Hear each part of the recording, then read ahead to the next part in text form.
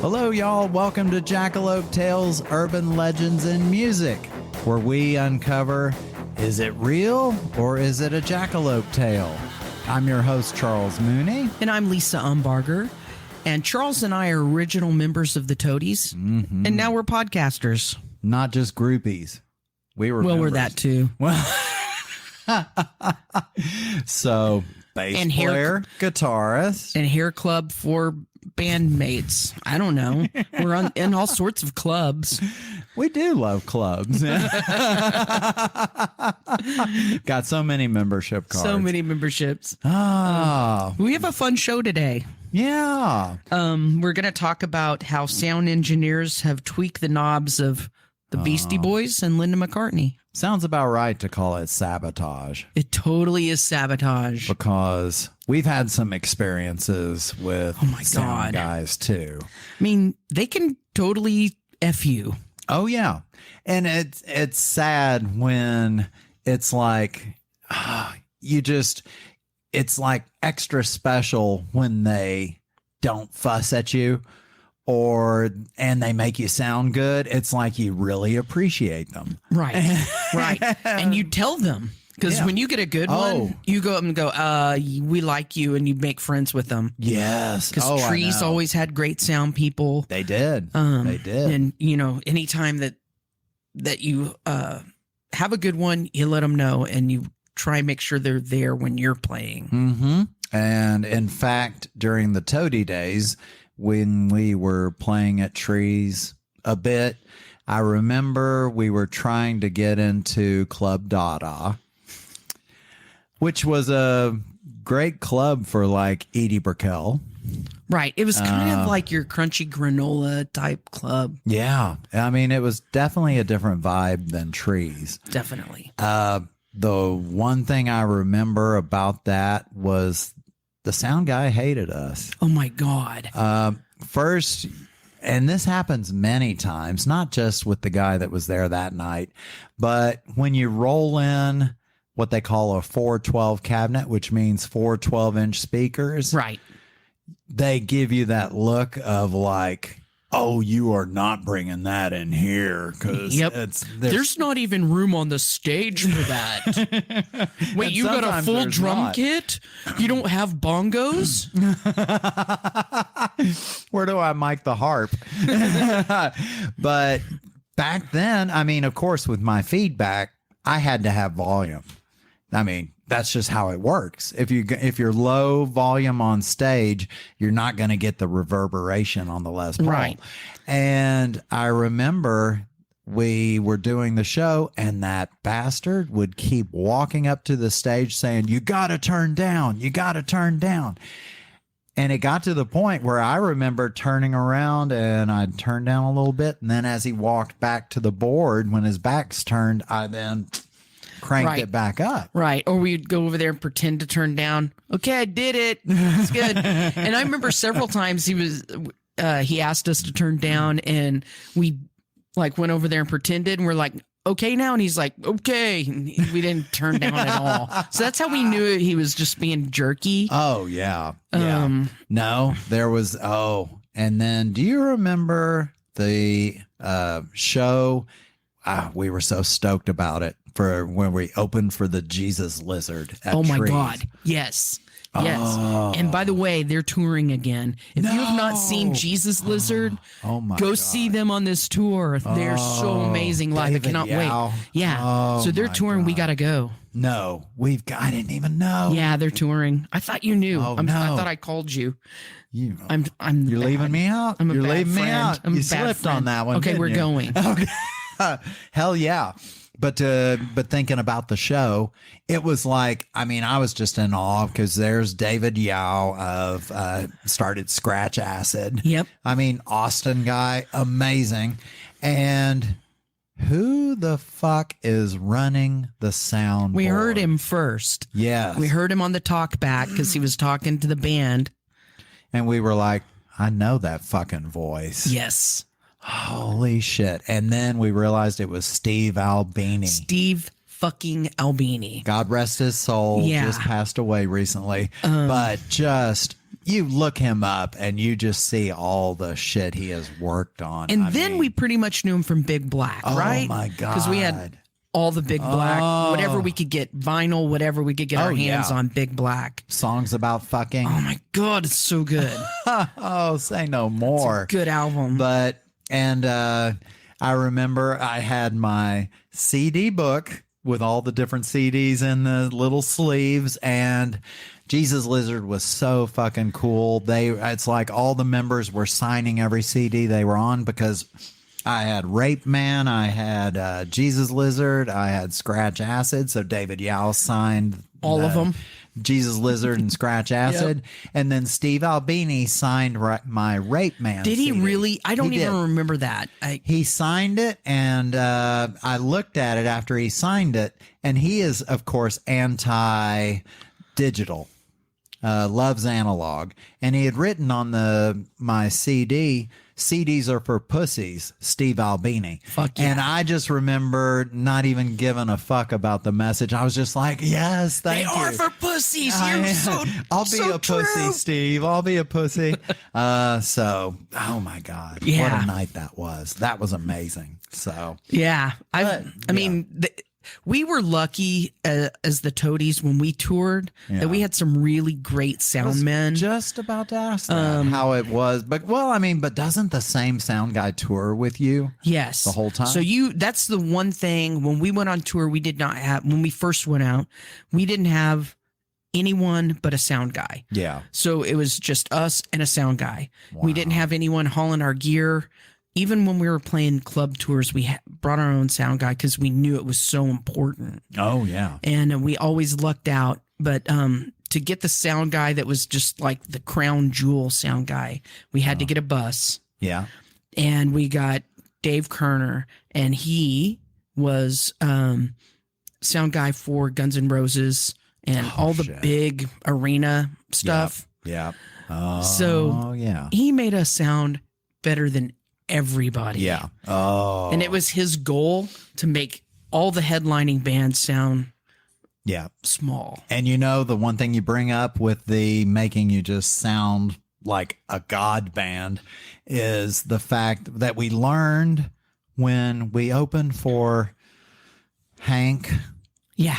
Henry Rollins, the Henry Rollins band. We opened for them, and we were up there, and we sounded good to ourselves, but we later learned that the sound guy turns the opening act down so that then when the touring act goes on, they're blast it. Yeah, so they put limiters on the boards, and when we went out with Red Hot Chili Peppers. Red Hot Chili Peppers. Yeah, I like those. They had a limiter on the board. Oh, Dave knew how to get around it. Oh, no shit. Because come on. Mm-hmm. The Chili Peppers and Guns N' Roses played bigger places. This guy knew what he was doing. Oh, yeah. And so he would jack with their stuff and go over there and... Oh, hell yeah. And so we were loud. Good. And their sound guy came up and was like, how are you getting to be so loud? And he's like, I don't know. They're just really good. Hell yeah. And so he made us sound godlike. Oh, God. It can make or break your tour. Do they have a sound effect that gets rid of lisps? Speaking of Red Hot Chili. They don't. No one figured that one out. Not even the god Dave probably could do that. So fuck my kid. Yes. Yes. There you we'll go. Keep saying it. Oh, so yeah, we found a couple stories we want to talk about. Are they Jackalope tales? Don't know, but we'll let them decide too. Right. I'm actually talking about the Beastie Boys, and you're talking about Linda McCartney. Who? Which one are we going with first? I'll go first. Okay. All right. You got the title. Tell me. Sabotage. But this is, in the early days of touring, before the internet, there was a widely shared tape going around that, and then we heard it. We got it from our sound guy. Yeah. That said, this is Linda McCartney's isolated vocals. Oh. And okay. We're going to put this up and we'll it's going to be separate from the podcast because I want everyone to hear it, and I'm going to make Charles listen to it because he hasn't heard it. I know. And I stayed away from it. And supposedly, Linda was having a hard time playing. It's bad. Shit. It's really bad. Oh, it's bad. God. And you're thinking, husband Paul McCartney, do they end up putting blinders on because they can't tell their wife that they suck? Right. And she's like, I want to go on tour with you. I don't know. Who knows what happened? I can come in and make meat pies. No. So the story is that a very disgruntled sound engineer, and the story varies here whether it was Paul who pissed off the sound engineer or Linda who pissed off the sound engineer, but someone made him mad. And he was like, oh, well, we're going to get a good laugh out of this. I'm going to isolate Linda's vocals when she's having a bad night and let everyone hear it. Wow. And well, everyone that's backstage, the sound engineers, because this didn't go any further than sound engineers and bands back in the day. Right. You didn't have anything to share. No, so we were all just like listening to it and laughing. And so anyway, everyone knew about it too. So it was like a secret that everyone knew about. Oh, yeah. So everyone, if you said, hey, have you heard the Linda McCartney tapes? Everyone's like, yes. If you're in a band. Linda knew about it. Oh, yeah, she did. Did she? Yes. But I might be calling things out she of did. my head. Okay. So let me describe what's on this tape. Okay. It's quite possibly the worst, most out of tune backing vocals I have ever heard. Wow. You've heard a lot. I've heard so many things. And it's so bad that I was listening to it because I was laughing about this and I forgot what this sounds like. I'm going to go back and listen to it. And I was listening to it and it made my dog howl. And it's bad. Oh, damn. It's bad. Okay. It's definitely not her best vocal effort. Yeah. And so you can hear the bleed through, and this is Wings. So Wings when they were out on tour, and they're singing, they're playing "Hey Jude." So you can hear the background, the bleed through the band playing "Hey Jude." Yeah. Right, which is a very you can only isolate so much. Right, and it's a very recognizable song. So everyone knows what it sounds like. Well, until they hear Linda sing it, and then they go, "Oh fuck it." Yeah, it should not sound like that. Oh, it's bad. So then here's where here's the part where I'm pretty sure that she knew about it. Mm-hmm. So they started putting out press saying that it was a hoax, that it was really not hers, because they're trying to stir this, and and I think even their press secretary and other people, press secretary, do they have press secretaries or is that political? Anyway, their press person, I'd go with it. Yeah, that's press secretary. Yeah, and their manager and all of their people started putting out the story that that's not really her, that's a hoax. So that's why I think it's pretty true. Damage control. And I've heard a lot of sound engineers they said this would be too hard to recreate at that day and age. Day. Yeah, is real. It's totally real. Wow. So anyway, and by the way, I like Wings. I don't like the Beatles, but I like Wings. I know that's really weird. I remember that about you. Yeah. And so the story is that it was a hoax created by a Boston DJ. Blame it they on don't even Boston. name the Boston DJ, right? No. So where's the it's too vague. Yeah, it's so totally vague. But there's plenty of evidence that that Linda can sing and harmonize, because there's live shows and stuff. So was it a bad night? See, that's what I think. So I think that any sound man or musician will tell you that you can have a bad night. There can be, you can't hear yourself right, or there's been a chemical influence or something like that, and you can have a bad night. Yeah. Right? I mean, sure, things can happen. And listening to it, when I was listening to it, it sounds like she cannot hear herself, and she might be a little intoxicated. So it might be the so both. did the sound guy kind of sabotage by turning down? That's what I think. I think that she might have made someone mad, and he's like, "Oh, I'm gonna make this fun. She's had a little too many cocktails, so I'll turn her down in the mix so she can't hear herself." And she's out there like, "Hey, June, I'm singing the song, and I love you guys so much." Maybe that happened. I think, but there's a lot of variables in a monitor mix that can happen. Oh yeah. And there was no in-ears then. You were listening through a box. Yeah, exactly. So, well, I don't know. That's a very interesting thought, though. So whether it's a hoax or a bad night, I'm leaning towards it was a bad night just because of the experts who are the sound engineers, and through, just going through, touring for years and years and years. Yeah. I think it was a bad night. Okay. But it's really bad. It's because I've heard Linda's vocals on Wing songs. Right. She can actually sing. Yeah. And I think they were trying to say at the time the story that was being pushed with the tape was that she's kind of a Yoko Ono type wife. Yeah. Which, come on, that's it. That's too easy. Yeah. That's too easy. But I will tell you that even the bad vocals on this recording still sound better than Yoko. Wow. Because Yoko's really bad. I don't know if you have heard her. No, I have heard some, and it was the ones I've heard were meant to be heard, so they didn't have to do any sneak recordings. Right. She meant to sound that horrible. My God. And I think we could even talk about it on one podcast, but there was a time when John Lennon was playing with Chuck Berry. Oh my God, I know. And she starts doing her yeah, and Chuck Berry gives her. I thought he was going to hit her. I thought he was going to hit her because he was just like, "What the hell, man?" Time to take that hollow body to that head. Or like,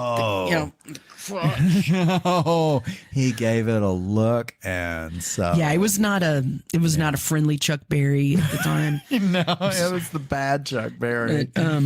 It was Chuck Sour. Oh my God. Yes. Yes.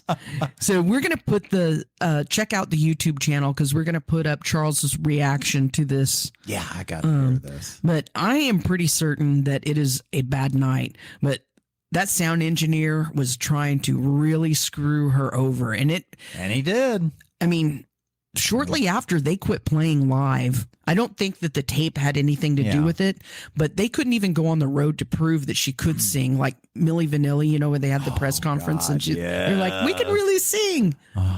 And that was just, it was disastrous. That was a crotch shot right there. Oh, that was painful. Oh, well, be nice to your sound engineer. Yes, don't piss them off. I mean, but it's hard. So I'm going to be talking about the Beastie Boys and their sound guy. But it wasn't like during a live show. It was actually when they were recording their fourth studio album, Ill Communication. Really? Now, did you ever see the Beasties live? Yes. Lollapalooza. Damn, I'm jealous. And it was so... I can't even describe it. God. It was so good. It was chaotic frenzy with the audience and the interaction with the band. It was crazy. Fucking love it. So good. And one of my favorite songs of theirs is Sabotage. Same. I mean, my God, when you have a Spike Jonze video that's like it is, and just with the fake mustaches, and they had that punk edge to them too, because they had been punk before they went into rap. And the way the song starts. Oh, my God. That's a good song. Oh, it is so good. But there's been a lot of interpretations or thoughts of what is this song about by fans. And Beastie Boys really never quite open up much about their songs. And some feel like it's an anti-authority song. And then, of course, some people think it's an homage to 70s crime drama. Right. Because of the great video.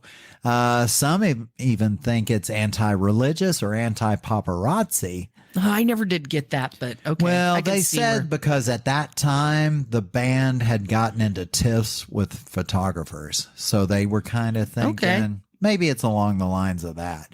So for over 20 years, none of the band had ever explained the meaning behind the song.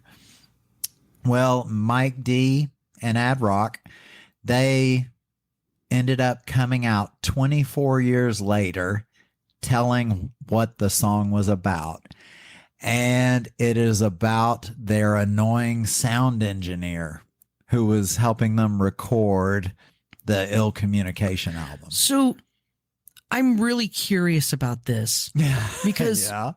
when we went into the studio, we got to pick who our sound engineer was. Did they pick this guy and he just turned out to be jerky? He's a well-known, he's done a lot of work. I think they did choose him, but when I get into this, it might just be that they love what he can do for them, but they don't work the way he likes.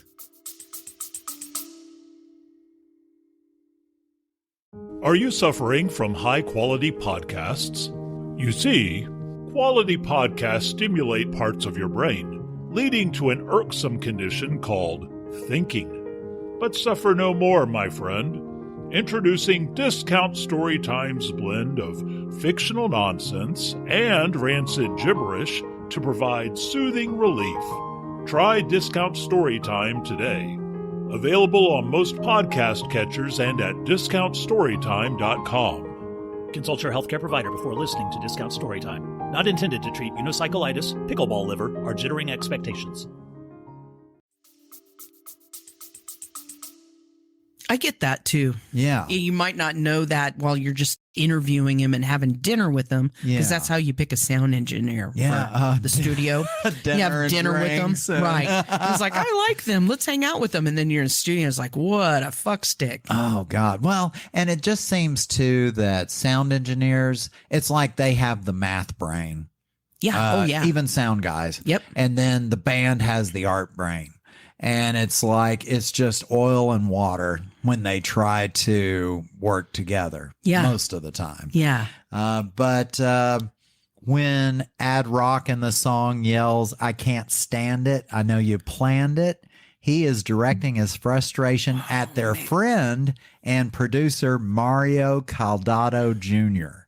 Really? So he was the sound engineer.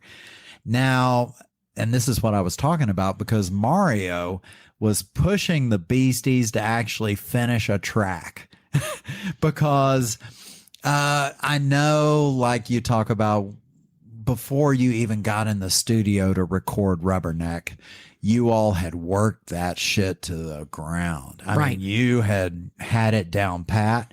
Yep. And I guess, and the Beastie Boys, I'm assuming, own their own studio.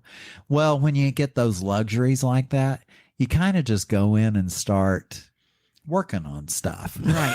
Fiddle. Yeah. I'm fiddling on that. So that is where this seems to come from, because they kept fiddling and fiddling and Mario just wanted something to be fucking ended. I mean, they'd start a whole bunch of stuff and nothing would end. They'd like put it on the shelf, go to something else. Well, I kind of am on the sound engineer's side right now. I can see the frustration because of their mindset. I mean, he doesn't want to just stand there and just hit record and then just let them do their own shit. Right. So, and as the story goes, the group was being indecisive about completing songs for the album. The Beasties, they even stated this in their book. We were totally indecisive about what, when, why, and how to complete songs, and Mario was getting frustrated. Mario would blow a fuse and get pissed off at the band and scream that they just need to finish something, anything, a song. Well, that's what a producer is supposed to do, is to help you through that. But so it sounds like they were so disconnected that he couldn't even usher them through to the finish line. No, true. I think that he started crossing a line, according to the Beasties, because he would push awful instrumental tracks that the Beasties had made just to have something moving towards completion. Now I'm on the Beastie side. So here's this guy just wanting something done and pushing all these things at him, being like, well, just use that, what you did there or that there. And then that feels like he didn't give a shit. I guess, you get to that point where you're so fucking frustrated, you just want to feel like something's completed. Whether it's good or bad, I don't know. But maybe he just needed that feeling of completion. And then the Adam Horowitz, he says at one point they considered including a scratched Queen Latifah sample as the hook. Ooh. But Adam Horowitz screamed at Caldato, "I can't stand it." There was the first line of the song Born. So he screamed that at him. And then they wrote the song Sabotage, thinking it would be funny to write a song about how Mario was holding them all down and how he's trying to mess it all up and sabotage their art.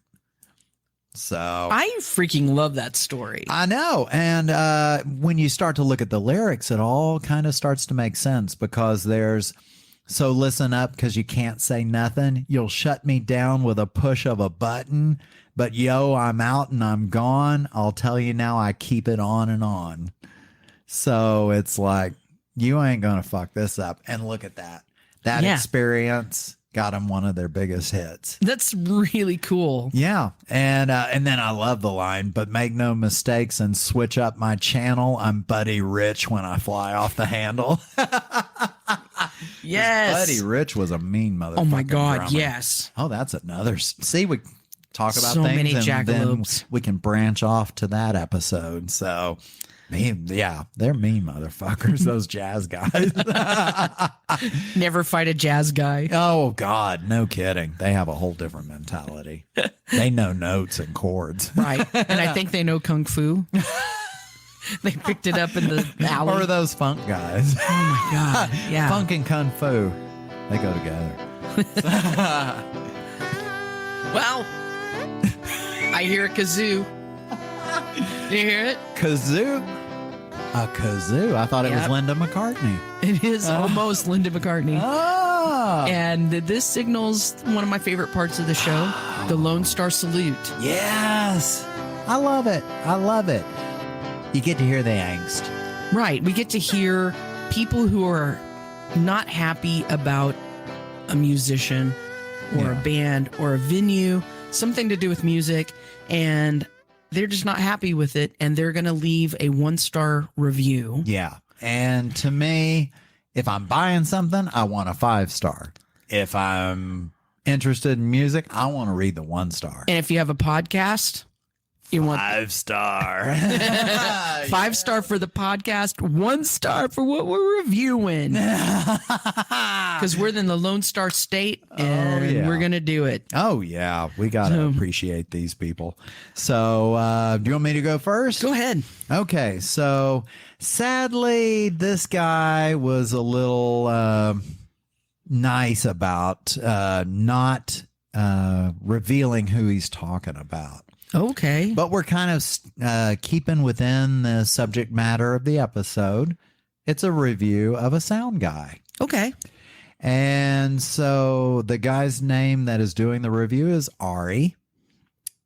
And he went to go see a show, and he's a musician himself. So he was actually just there to see the show. Okay. The night started strong. The opening band sounded great. The mix was on point. The sound guy, the dude was walking around the room with his iPad mixer, making it sound sweet. Isn't that funny how they do all that now, where it's like it's on your iPad. carrying the iPad Not around. a big giant board I know, anymore. and they used to have to be there back at the board and just be like, okay, guitar, left stage. And it's like, Now they can go to the bathroom and take a pee. And still be right? mixing. I know, that's true. Damn, they probably do. Well, in this instance, maybe something else. But then the touring headliner took the stage to a packed house of about 300. And he talks about how this band has millions of streams and strong reputation all around, but they're still emerging, so they can't quite afford a sound tech for the road. Okay. We've been there before. Yep. From the get-go, their phenomenal singer with an angelic voice was nearly inaudible. I turned around to look at the sound guy, wondering what the fuck is going on. Sure enough, he was making out with his girlfriend back by the board. And this lasted for 2 songs. Then he realized he should probably do his job, so he and his girlfriend literally latched onto his waist, wandered back to his spot in the middle of the room with his iPad, and began showing his girlfriend the magic of the iPad digital mixing board, teaching her how it all worked, and getting all geeky about the bass frequency map. All the while, we couldn't hear the fucking lead singer. I'm sorry, this is honestly one of the biggest problems with many engineers. Even when they don't have a woman latched around their body, they bury the vocals. And then he ends it by saying, I'd like every sound guy to start their days every morning by looking into the mirror, saying to themselves 5 times over, vocals come first. Interesting. And when we were Soul Shifter with a female singer, we ran into that a ton. A lot. Oh, a lot. Yeah. I mean, it was rare that there'd be a show where they'd be like, yeah, we heard the vocals. Great. Yeah. Even when you point it out to them. Right. I mean, I don't understand why it's so hard if you've got a loud band, because we were loud. I mean, we had good size amps. You still have your 410. Oh, yes. And, why is it so hard to get the female vocals to cut through? Because guess what? Girls sing rock too. Oh, they do. And I mean, she wasn't a wimpy vocalist. No. And I just didn't understand why it was so hard. So I'm not a sound person, though. I don't get paid the big bucks. Do you want to be a sound person? No. Okay. I don't. Can you imagine all the shit they go through with bands? No. And you probably have to clean vomit out of the mics and no. And see, that's where I'm torn. I understand the anguish of the musician, but I can understand what they go through.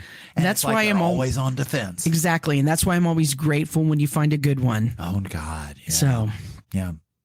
Buy them a Danish and an espresso and a cup of coffee. Here you go. I got you. Friend for life. All right. What have you got? Okay. So this really isn't music, but it's about Linda McCartney. Oh, and okay. Linda It's still McCartney. sitting in there. It is. Linda McCartney and Paul were both vegetarians. Ah, yes. And when it wasn't cool. And so you're right. So before it was cool, so she wrote very many vegetarian cookbooks. Very many. Linda McCartney? Yeah, so she wrote vegetarian cookbooks because she had I think even a food line for a while. Yeah. So she was trying to spread vegetarianism to the masses. Well, when oh my God, the people that work out and they're like, you need to work out. You need to do this. Vegetarians the same way. It really helps their life. So they want to promote it the most they can. Yes. So she's going to tell everyone about it. And this is a review of one of her cookbooks. Oh, okay. And this cookbook is called Linda McCartney's Home Cooking. Okay. And Kay Jones had this to say. Uh-oh. After perusing all of the recipes, I excitedly chose the first one, the lemon sponge cake. In order to make the cake, I had to search all over for malt extract. And I'm guessing that this is probably a recipe book that's written for England. Okay. And this is an American, because malt extract, which, by the way, I love. My dad used to. Anyway. Really? Yes, I do. And so, but it's a UK kind of thing. Okay. And I'm guessing if this person is in Ohio, they're probably not finding the malt extract. So she couldn't find it. Amazon may not have been around when they were needing malt extract. Exactly. Okay. So as I made the cake, I was confused with the consistency of the batter until I noticed a stick of butter that was listed in the ingredients was missing from the directions. Oh.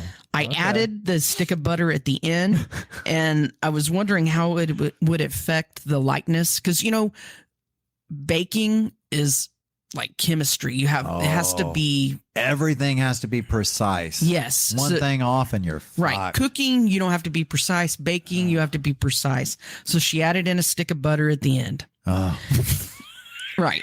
Can't believe we're talking about cookbooks. I know, But right? it's great. I love it. And so Kay goes on to say, I added this at the end, but when I read the frosting recipe, I noticed another error. It was asking for 4 tablespoons or 1 stick of butter, when a stick of butter is 8 tablespoons. Oh, no. Could be the British measurement. I know maybe a tablespoon's Yeah. different over there. I don't know. Maybe or the maybe a sticks come conversion. smaller. Yeah, that's what I was wondering, if maybe the sticks are different. Yeah. Sticks of butter. So my guests enjoyed the flavor of the case, but it was really flat and heavy. My family ate the rest of the cake later that evening and woke up in the middle of the night with diarrhea and vomiting. And it was the lemon what? It was a lemon sponge cake. And she says, now I'm leery of trying another recipe. Oh, damn. I'm going to give this 1 star because my family will no longer eat at home. They think I poisoned them. When I am fairly certain that it was Linda's recipe and that was the cause. Oh, my God. I mean, do you blame the editor or the proofreader? I mean, but still, they got to Right. make sure that shit's straight in the direction. So it's kind of like a different kind of sabotage, right? Sabotage by the editor. yeah. Oh, Like my maybe the God. editor didn't like Linda and is like, let's Paul change up. pissed him off. Like, let's change up this recipe Yeah. a little bit. Let's take right over away here. that stick of butter. Let's give Americans diarrhea.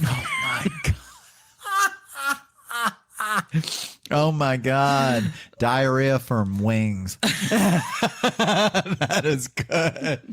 Oh my God. Oh, poor Linda is just the butt of all these issues. And maybe we should start a cookbook. Like if everyone could send in their crappiest recipes. Jackalope Tales cookbook. And Right? then you cook it and you don't know if it's a legit Right. You don't know recipe if or it's not. really good or not. Right. Like this is from my Meemaw and it's fish sticks or I don't know, whatever. Or a cookbook with word scramble. So you don't know what the fuck it could be, but you got to unscramble it. So if anyone wants to send in recipes, we're going to put together a Jackalope Tales yeah. cookbook. Yeah. I mean, throw in something crazy. Right. It's just a punk rock cookbook. You don't know if it's going to work or not. Love that. Love that. Could be Okay. a sabotage. Oh my God. Yeah. I think it'd be telling you. fun. I think it'd be really we good. call it the Jackalope crapshoot. Because It could be crapshoot to make it work. Crapshoot after you eat it. right, the after crap. So Good play on word. Oh my God. Oh, so good. wait, what's that noise? Wait. We're getting funky with it. It is funk. Oh, Guess that what? happy ending. We made it to the end of a show. God, we did. And we talked about some fun stuff about sabotaging things. Be nice to your sound guys, man. Be nice to them out there working hard. If they're good, if they're not, make them a cake, maybe a lemon pound cake. Yeah, if you're nice to them, but then they fuck you over, you can be pissed. But be nice, and I bet they might be nice. I think that's true. Yeah. It's that kind of with everybody, though. I mean, I'm trying to be prolific. And okay. You just make it. I think they would like, but it's true. It's like true. be nice to your waiters and waitresses and everybody. Yeah. Be nice. Be nice to your fellow bassist. And fellow guitarists, Hey. singer, fuck him. You don't have to be nice to them. Or those future guitar players. Right. Excluding Daryl. Right. You don't have to. Oh my God. Everyone, thank you for listening. Yep. I guess the main gist of this song is be nice to people. And I think both of hell. these were not Jackalope Tales. No. I think that this is There pretty was- much regarded as real. Both of these. There's evidence of it. Right. So we got to go with them. I mean, some of them were right from the words of the band, and Yep. some were. Expert sound engineer listenings. Yeah. And I trust the sound engineers. So Oh, I do. They didn't have the shit to kind of fuck it up back then. right. So Exactly. So listen more and follow us on all the socials. yeah, definitely like, subscribe, rate us, watch. If you want to see the video of this podcast, watch our YouTube channel, subscribe. If you just want to hear us, go to Apple Podcasts, Spotify, anywhere you get your podcast. Send us a recipe and join us next time Yeah. as we question, is it real or is it a jackalope tale? We're going to ask that Who knows? all the time. All the time. Yeah. But we're going to be cautious. So I made a lemon pound cake. You want to try it? Am I going to eat it? Should we feed the dogs first? I think we will. Okay.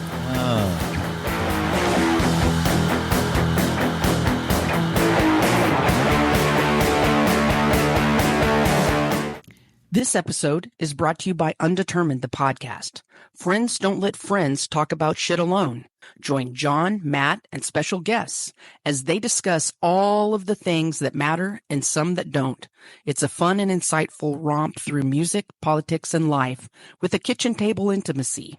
Catch Undetermined, the podcast on all streaming services today.